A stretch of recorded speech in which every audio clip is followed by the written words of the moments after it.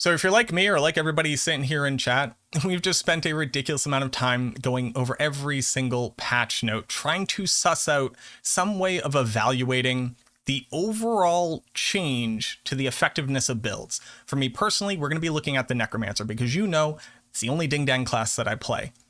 But what I have for you is a sheet that captured every different change that really could be quantified, whether it was a nerf or a buff, and tried to assign a point value to it that was effectively representative of the change in overall effectiveness of the build. What the number exactly represents is more so just whether or not the builds have become weaker or stronger based off of every single change that's in the patch notes. On top of that, we captured a bunch of changes that either aren't in the patch notes or are just different than what are in the patch notes. There was just a big change to the Hungry Blood aspect. It just does something completely different now in game. So try to keep that in mind. If I talk about something you didn't see in the patch notes, it's because it's either not currently in there or based off when this video comes out, has been added after or has been clarified. One of the very easy things to look at here is they buffed Sever. So that Sever now applies vulnerable every 3 hits as opposed to every 4 hits. Rather than just put the number 25 here because you gained 25% uptime on vulnerable, I tried to quantify how realistically you are now applying vulnerable in your normal rotation, how often this would really be proccing, and set a relative number of 10% increase in the output of that build. So that's where these numbers came from, where the evaluation comes from. And a lot of these were really difficult to kind of suss out what is the true impact of these numbers. And then look at the end results of overall which builds were changed the most and whether or not they gained or lost in this overall seasonal patch walking into season 1 for Diablo 4.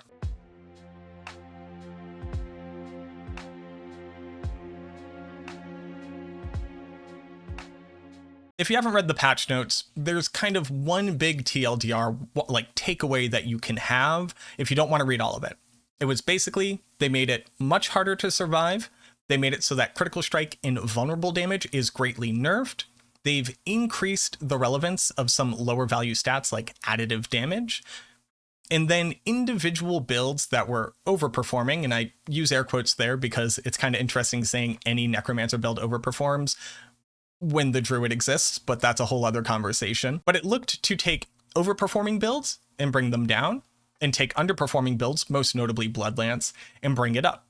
So you see some targeted changes, you see some kind of wide-ranging changes that impacted every Necromancer build in some way, sometimes equally, sometimes disproportionately. When I'm talking about the different Necromancer builds, I'm talking about the different archetypes that you could like reasonably point to and go, yes, this is a build. So that's Bone Spear, Bone Spirit, Infinimist, Sever, Blight, Bloodlance, Blood Surge, minions, and this is kind of a nebulous concept. Are you doing shadow minions? Are you just doing pure Ring of Mendel minions? Using Bone Spear for lucky hit minions? Just minions across the board. The idea of Thorns, I wasn't going to include this, but like you could technically calculate the numbers and how they apply to like a pure minion Thorns build, so why not? And then because they changed Ultimate Shadow to like double its total damage output, I think Shadow Blood Wave is just like a whole build that exists now just because of that one aspect. It's hard to evaluate it, but I basically just said this actually might be a thing now just because of that one aspect. And then it turns out that some of the changes had some minor impact on that theoretical build, which kind of technically exists. But it's very easy to see very targeted ones, right? They took the splintering aspect for the Bone Spear Necromancer and just severely cut the damage bonus that it gives to you. So you went from gaining 225% additional damage on your bone shards on a two-handed weapon down to 135.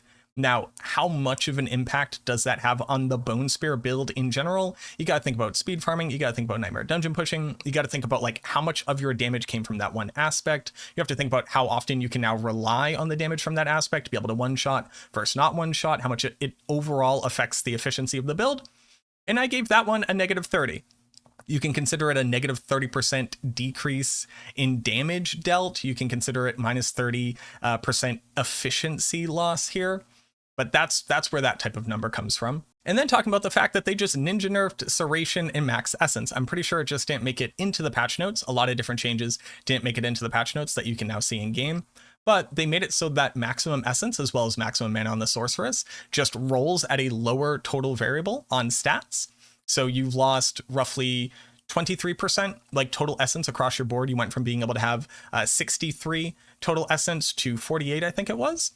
So that's a pretty big impact, right? You go, oh, okay, well, since I have less maximum essence, ossified essence, the key passive, rewards my Bone Spear and my Bone Spirit less, so now they do less damage. On top of that, Bone Spirit has a multiplier for how much max essence that you have. So that's a pretty big damage reduction as well. Not only that, but reducing maximum essence also reduces the effectiveness of Serration, which already received its own buff. So now you have less maximum essence to get you even less crit chance. So now you're able to crit less often, or you need to have more perfect rolls on crit to be able to approach 100% chance to crit in ideal circumstances. Not only that, but you'll see that I also have an asterisk, so this isn't really playing into the number down here. But Infinimist is technically hit by this nerf because you can run Infinimist with Bone Spirit as a single target damage source, and you would literally run the ossified essence aspect. So not only does your Bone Spirit now do less damage, but let's say you're using Blood Artisan's Cuirass. That doesn't care about how much essence you have when you cast it, but Serration on the free cast does, and ossified essence cares, as well as the actual Serration aspect. So that's why these numbers get a little bit difficult to calculate, but you have to look at like the total the spectrum of changes that are affected by changing some of these very like core values and stats that the Necromancer can have on their gear. You'll also notice that I say that Blood Lance is also negatively impacted by this. And that one's not as easy to understand. But Blood Lance and Blood Surge are both incredibly essence-hungry builds. On top of that, they don't need to worry about as many damage stats because Overpower doesn't work with crit or vulnerable. So they could very easily put maximum essence onto their rings so that they literally have a bigger mana pool so that they can cast more spells to gain more overpower total procs per essence globe. So it also has an impact on them as well, right? It's not just builds that directly scale off of their damage. Now let's talk about the overall impact and what builds kind of have come up and what builds have dropped down. Obviously, Bone Spear is huge on the cutting table here. Not only does like the base aspects which empower the build got nerfed, the base stats which empower the build got nerfed, their primary damage output from vulnerable and crit also got nerfed. They gained a little bit from the additive damage bonuses. Using Deathless Visage, you have 2 different additive damage bonuses on that. And both of those numbers were increased by the increased additive damage bonuses. So not everything was a negative to this build. But in general, Bone Spear lost a total of minus 108. Now, what does 108 really mean, like in the real world? What does that really mean? I went and ran a tier 60 dungeon on my Bone Spear Necromancer. You know, Rob's already killing Uber Lilith again on Bone Spear Necromancer. And I was still one-shotting monsters in that, maybe two-shotting. Maybe I had to cast Decrepify more often, literally actually set up with my build as opposed to just run and gun one-shot. So while the build is weaker, it can do less than it did previously. Its overall efficiency reduction, I'd say you maybe lost like 40% of your overall damage. So instead of critting for 10 mil, you're critting for like 6 mil. I went from doing like low end 1.5 million and top end 6 million to just below 1 million damage if I just shot a Bone Spear into a pack of monsters. But when I used Corpse Tendrils, I used Decrepify to stack on my damage bonuses. I was still critting for 4 to 6 million. You know what I mean? Like, you need to do more setup. You're going to have to literally work harder. But it's definitely the build that was impacted the most by these changes. And I'd say you've lost about 40% of your overall damage output. Bone Spirit is similarly hugely negatively impacted. The funny part here is how much of an impact does that truly have on the build? It's definitely not nearly as popular as Bone Spear is now that people have found out ways of getting a lot more out of that than they ever did out of Bone Spirit. But you're still going to be critting for like 20 mil up against monsters that you set up. You still have to do a full Corpse Tendril setup. You still have to wait for the perfect scenario, Infinimist around, and then Bone Spirit, and then move on to your next pack and do it again. So while Bone Spirit is similarly negatively impacted by all of the changes, realistically, like the build itself hasn't lost a lot, and it's probably going to perform very similarly in similar high-end content. And what that also means, though, is that the lower end, with less efficient gear, with less skill points, less Paragon points, the build is going to feel clunkier. It's going to output much less reliable damage, especially with the nerfs to Essence and Serration. So the number here is very large, like minus 85, arbitrary number reduction in efficiency. Endgame, it's not going to feel altogether that much worse, but it's absolutely not going to reach any of the damage numbers that it was previously. Infinimist is coming out of this, I think, a bit weaker. There are some options and some opportunities, like based off of how the lidless wall unique item ends up playing into builds and how much that benefits you. It's really hard to say right now without being able to test. But if you just look at the numbers, a large portion of Infinimist damage is fully reliant on vulnerable. And on top of that, Shadow Blight crit procs, which those were the two things that were hit the hardest by all of this. Now, it does have one saving grace, and that is that they changed it so that the Essence glyph, which is in your Paragon board, used to previously only apply to core skill damage, but now just adds critical strike damage. And on top of that, since you can now run it on a lot more builds that aren't using core skills, you gain an additional 22% crit modifier to targets that aren't healthy. One of the things that shadow builds in general typically find themselves fighting against is monsters who are slowly being crit down and damaged over time down. So the majority of your damage is spent in a non-healthy state. That being said, I still think that ultimately comes out weaker than it was before. And we're talking, again, on like max gear, high-end things. I think you've lost a bit of efficiency. But I would not be surprised if different innovations, and again, based off what Lidless Wall does, that most of the shadow build should come out of this just strictly stronger. But at least based off of my arbitrary evaluation right now, it seems like it should be weaker than it was previously. Sever and Blight, both as just like shadow core skill based like attack game plans, are generally better than they were before. They've gained a bit in general over what they have lost from crit invulnerable. And the biggest contributor to that is the fact that their Shadow Blight procs are now just significantly stronger because Essence now adds its damage to that, whereas previously it just didn't. So again, this is very similar to Infinimist. All of these could be like plus or minus 10% based off of how it all interacts once we actually walk into the season. But I do generally assume that shadow builds are just that much stronger than they were previously, but I wouldn't be surprised if also they've lost a little bit of efficiency. Bloodlance clearly comes out as like the biggest winner overall as far as builds which have gained tools and damage potential. The big thing going for blood builds is that they do not care about crit or vulnerable. It literally does not impact them in any way, shape, or form. All they care about is overpower. And with the changes to Bloodlance not only gaining the Quill Rat aspect, which is going to make it so anytime that you cast Bloodlance, it just consumes all of the blood orbs in that area, like one right after another, shooting lances into everything. Like, it seems bananas. I'm positive it's going to have to be retouched.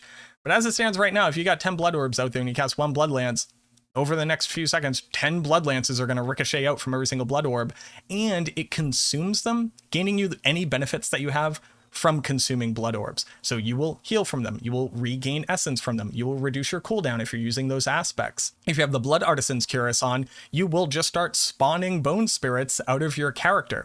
So it really seems like they dumped enough tools into the Bloodlance build where it's going to quickly skyrocket to everybody's favorite to pilot build.